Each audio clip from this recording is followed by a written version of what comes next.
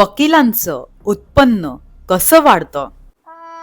वकील म्हणून कमाई वाढवायची असेल तर फक्त जास्त केसेस घेणं पुरेसं आहे का? जर तुम्ही लॉ स्टुडंट असाल किंवा जस्ट ॲडव्होकेसी सुरू केली असेल तर या सगळ्या गोष्टी तुम्ही नक्की लक्षात ठेवा. सुरुवातीला प्रत्येक वकिलाची इन्कम कमी येणं हे अगदी नॉर्मल आहे, पण एक्सपिरियन्स आणि स्किल्स वाढत गेल्या की इन्कम सुद्धा वाढू शकतो.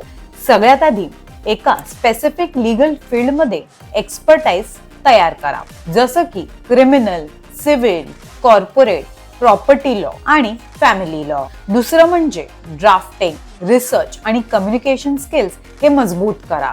तिसरं आणि सर्वात महत्त्वाचं म्हणजे क्लायंटचा ट्रस्ट मिळवा. तुमचं काम चांगलं असेल आणि तुमचा क्लायंट जर तुमच्यावर विश्वास ठेवत असेल तर तुम्हाला रेफरन्स मिळायला सुरुवात होते. आणि शेवटी फक्त आजच्या इन्कम कडे पाहू नका. ॲडव्होकेसी ही लॉंग टर्म प्रोफेशन आहे. तुमचं नॉलेज, एक्सपिरियन्स, रेप्युटेशन आणि नेटवर्क वाढलं की अर्निंग अपॉर्च्युनिटीज देखील वाढतात. म्हणून सुरुवातीला स्किल्स, एक्सपिरियन्स आणि रेप्युटेशन यावर जास्त फोकस करा, कारण एक चांगला लॉयर तयार होण्यासाठी खूप वेळ लागतो.